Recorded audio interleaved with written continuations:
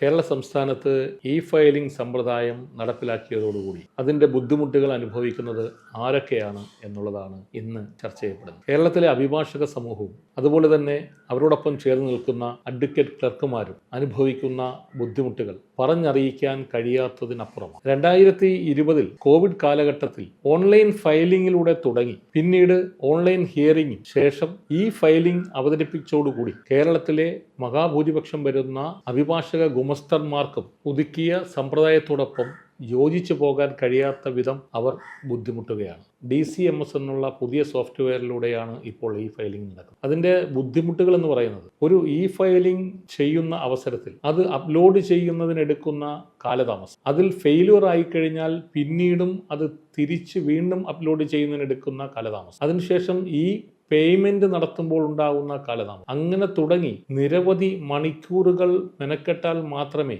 ഒരു കേസിൽ E file ചെയ്ത് കംപ്ലീറ്റ് ചെയ്യാൻ കഴിയൂ എന്നുള്ള പ്രതിസന്ധി ഇപ്പോഴും നേരിടുകയാണ്. ഇന്ത്യയിലെ ആദ്യത്തെ 138 നെഗോഷ്യബിൾ ഇൻസ്ട്രുമെന്റ് ആക്ട് പ്രകാരം ഫയൽ ചെയ്യപ്പെടുന്ന 24/7 കോടതിയുടെ ആവിഷ്കാരത്തിന്റെ ഭാഗമായി അവിടെ ഇ ഫയൽ ചെയ്യുമ്പോൾ ഉണ്ടാകുന്ന ബുദ്ധിമുട്ടുകൾ, ഒന്ന്, അഭിഭാഷകന്റെ ഫോൺ നമ്പറിലേക്കാണ് OTP വരുന്നത്. അഭിഭാഷക ഗുമസ്തൻ ഫയൽ ചെയ്യുന്ന അവസരത്തിൽ അഭിഭാഷകന്റെ നമ്പറിലേക്ക് വരുന്ന OTP വിളിച്ച് ചോദിച്ച് മനസ്സിലാക്കി മാത്രമേ അദ്ദേഹത്തിന് അതിലേക്ക് എൻ്റർ ചെയ്യാൻ കഴിയൂ. അതുപോലെ തന്നെ വാദിയുടെ ആധാർ ലിങ്ക് ചെയ്തിട്ടുള്ള കോണ്ടാക്ട് നമ്പറിലേക്ക്, ഫോൺ നമ്പറിലേക്കാണ് OTP പോകുന്നത്. അങ്ങനെ 3 പേരുടെ പ്രസൻസോട് കൂടി മാത്രമേ ഇ ഫയലിംഗ് നടക്കൂ എന്നുള്ള പ്രതിസന്ധിയാണ്. സൈൻ ഇൻ ചെയ്യുമ്പോൾ OTP വേണം, ഇ ഫയൽ ചെയ്യുമ്പോൾ OTP വേണം, സബ്മിറ്റ് ചെയ്യുമ്പോൾ OTP വേണം. അതുപോലെ തന്നെ ഈ സ്റ്റാമ്പിംഗ്, അതായത് ഈ പേയ്മെന്റ് നടത്തുമ്പോഴും OTP വേണം. അങ്ങനെ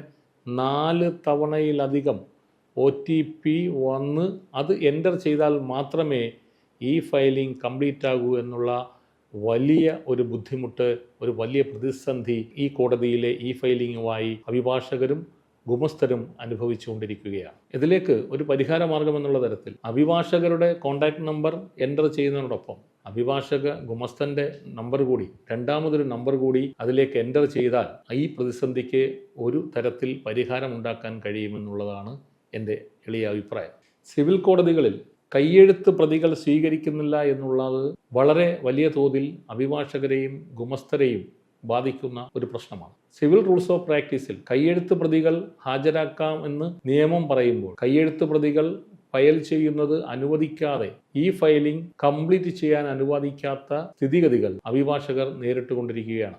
ഈ ഫയലിംഗ് നടത്തുന്നതിന് എടുക്കുന്ന സമയം എററോ ഫെയിലിയറോ വന്നാൽ വീണ്ടും ഫയൽ ചെയ്യുമ്പോൾ ഉണ്ടാകുന്ന കാലതാമസം, ഇതൊക്കെ പരിഗണിക്കാതെ ഫയലിംഗ് സമയം വൈകിട്ട് 3 മണി വരെ മാത്രമായി നിശ്ചിതപ്പെടുത്തിയിരിക്കുന്നത് കാലാനുസൃതമായ മാറ്റം വരുത്തേണ്ടതുണ്ട്. പെറ്റീഷനും ഡോക്യുമെന്റ്സുകളും ഒരുമിച്ച് ഫയൽ ചെയ്യാൻ കഴിയാത്ത ഒരു പ്രയാസമാണ് മറ്റൊന്നുള്ളത്. കാരണം ഓരോ പെറ്റീഷൻസും പ്രത്യേകം അക്കമിട്ട് ഫയൽ ചെയ്യുകയും അതുപോലെ തന്നെ ഡോക്യുമെന്റ്സുകൾ 10 ഡോക്യുമെന്റ്സ് ഉണ്ടെങ്കിൽ 10 ഡോക്യുമെന്റ്സും പ്രത്യേകം ഫയൽ ചെയ്യുകയും വേണം. അങ്ങനെ ഫയൽ ചെയ്ത് നേരത്തെ ഉണ്ടായിരുന്ന ഈ ഫയലിംഗിൽ ഒറ്റ ഫയലായി ഫയൽ ചെയ്യാൻ കഴിയുമായിരുന്നത് ഇപ്പോൾ പ്രത്യേകം ചെയ്യുന്നത് കൊണ്ടുണ്ടാകുന്ന ബുദ്ധിമുട്ടും അഭിഭാഷകർ നേരിടുകയാണ്. ഈ ഫയലിംഗ് സമ്പ്രദായം ആവിഷ്കരിച്ച് 4 വർഷം പിന്നിടുമ്പോഴും സോഫ്റ്റ് കോപ്പിക്ക് ഒപ്പം തന്നെ ഹാർഡ് കോപ്പി കൂടി ഫയൽ ചെയ്യേണ്ട അവസ്ഥ തുടർന്നു വരുന്നത് വളരെ പരിതാപകരമാണ്. ഗുമസ്തന്മാർ പ്രതിഷേധിച്ചുകൊണ്ട് തിരുവോണ നാളിൽ കേരള ഹൈക്കോടതിക്ക് മുന്നിൽ സത്യാഗ്രഹം നടത്തി. എന്നിട്ടും അധികാരവർഗത്തിന്റെ